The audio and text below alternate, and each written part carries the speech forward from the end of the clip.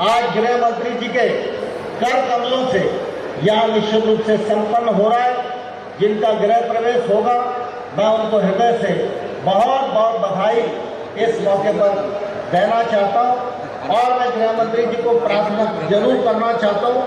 यद्यपि ज्योतिरादित्य जी ने वो बात कही है, क्योंकि काउंटर मैंडेट सिटी ग्वालियर में काफी लंबे समय से है और सीमा सुरक्षा बल ने 2 साल पहले वहाँ जमीन आरक्षित करा रखी है, लेकिन उसका काम धीमी गति से चल रहा था। गृह मंत्री जी की आज उपस्थिति इस काम को आगे बढ़ाए तो निश्चित रूप से ग्वालियर वासी बहुत आभारी रहेंगे। मैं पुनः इस मौके पर अगर कोई गृह मंत्री पहचाना गया तो उन गृह मंत्री का नाम अमित शाह जी है, जो आज हम सबके मध्य विराजमान है।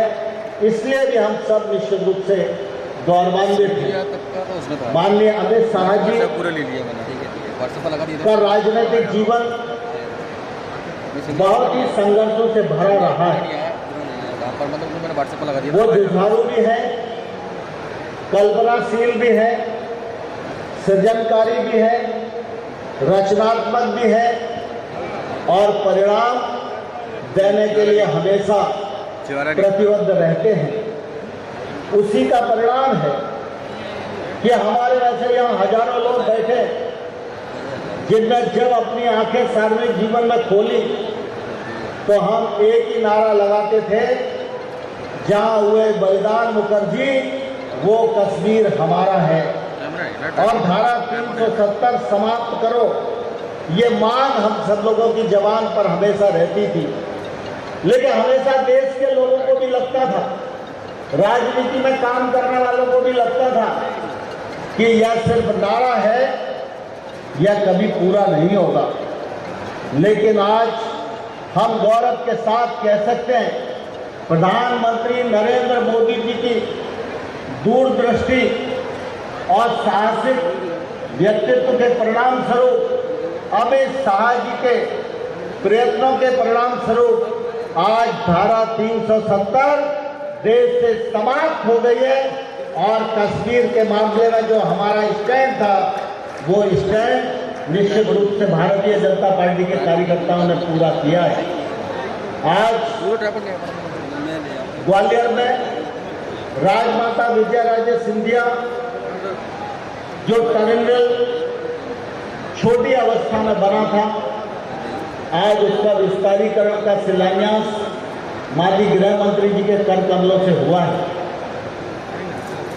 मैं धन्यवाद देना चाहता हूं। के लिए अपना घर एक स्वप्न होता है और प्रधानमंत्री जी ने चाहे शहर हो चाहे गांव हो, हर गरीब को घर मिले, ये लक्ष्य भारतीय जनता पार्टी की सरकारों के सामने रखा है। बीच में यहां थोड़ा समय कमलनाथ जी की सरकार आई थी ना भाई, जरा जोर से बोलो, आई थी ना, अनुभव कर लिया ना, हो गया ना, सारी योजनाएं बंद कर दी। प्रधानमंत्री आवास योजना के लिए न शहरी के लिए न ग्रामीण के लिए 4 आना भी नहीं दिया, सारी योजना रद्द कर रख दी।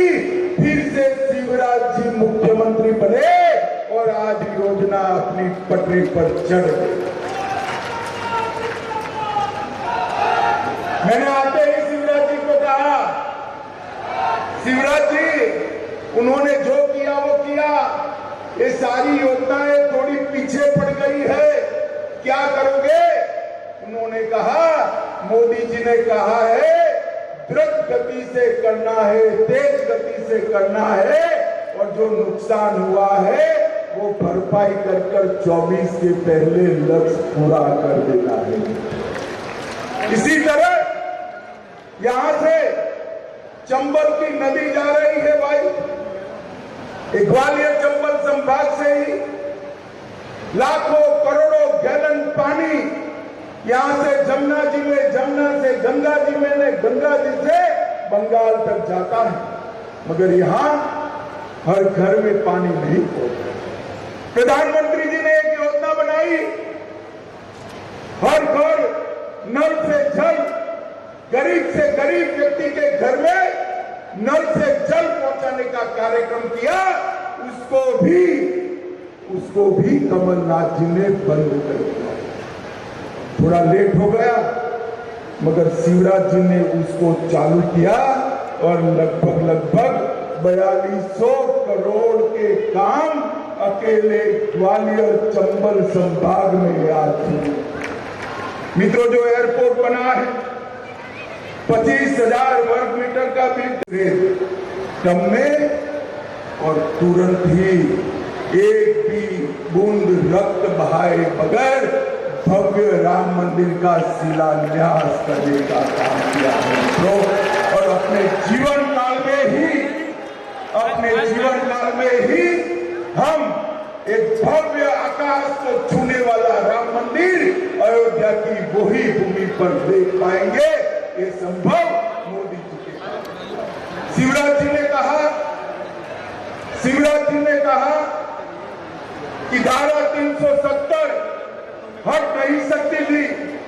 मोदी जी का ही दृढ़ संकल्प और मनोबल है कि 5 अगस्त 2019 को धारा 370 से हम हमारे संविधान से उखाड़ कर फेंक, और वो कश्मीर भारत माता का मुकुट मणि बनकर हमारे सामने राजपथ कर्तव्य पथ में परिवर्तित हुआ। कई सारे ऐसे काम जो कभी नहीं हो सकते थे, मोदी जी ने किए हैं।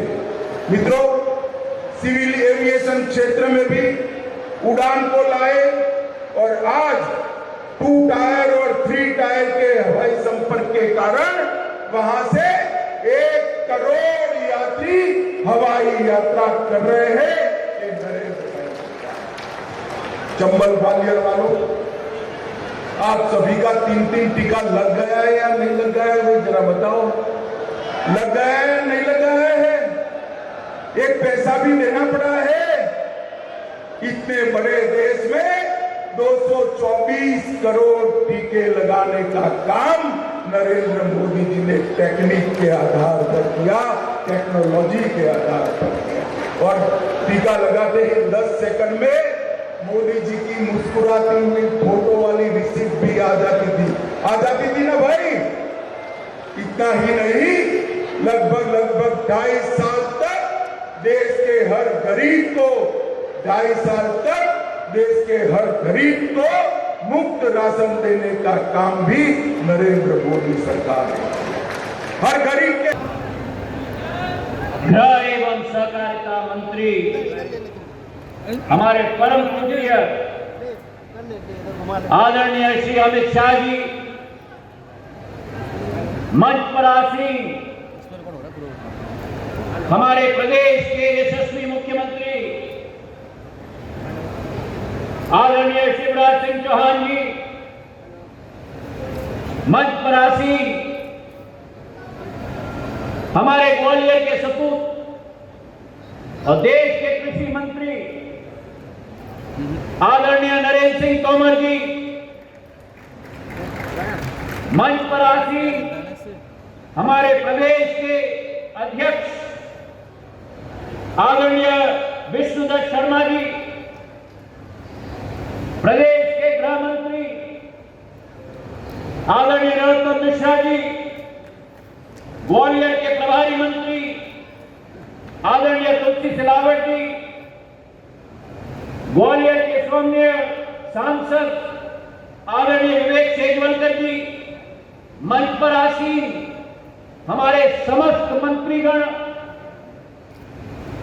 क्षेत्र और संभाग के हमारे समस्त सांसदगण, मेरे सामने बैठे हुए ग्वालियर चंबल संभाग, मध्य प्रदेश और राष्ट्र के सभी मेरे गुरुजनों को मैं प्रणाम करता हूं।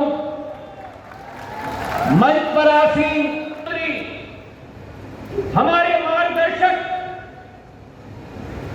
और लोक पुरुष सरदार पटेल के गुजरात के सपूत आदरणीय अमित शाह जी हमारे समक्ष ग्वालियर की पावन धरती पर है।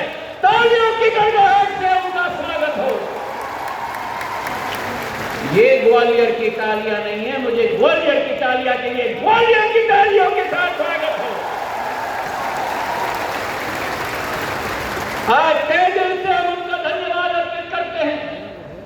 उन्होंने अपने व्यस्ततम समय से, थोड़ा देर आ जाओ, अपने कीमती समय से हमारे उस अंचल के लिए इतनी बड़ी सौगात देने के लिए उन्होंने समय निकाला, हमारे समक्ष आए हैं। हम उनका अभिनंदन करते हैं, हम उनका कृतज्ञ हैं। हमारी भारतीय जनता पार्टी, मेरे भाई और बहनों, हमारी भारतीय जनता पार्टी की सोच सदैव रही है कि पहला राष्ट्र सोच, पहला राष्ट्र हित, उसके बाद दल। और इसी सोच और विचारधारा के साथ 140 करोड़ भारत की जनता के दिल में उस राष्ट्र सोच, राष्ट्र विचारधारा, भारतीय जनता पार्टी को स्थापित करने वाले एकता और असीम शक्ति के प्रतिबिंब माननीय अमित शाह जी के नेतृत्व में कार्य करने का मुझे सौभाग्य मिला है मेरे भाई और बहनों। और ऐसा इतिहास जो इस देश में 68 सालों आजादी के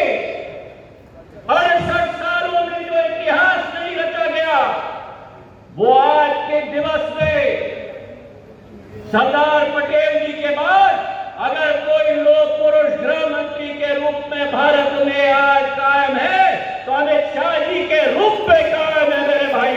फिलहाल खबरों में इतना ही। अपडेट्स के लिए आप बने रहिए हमारे साथ। नमस्कार।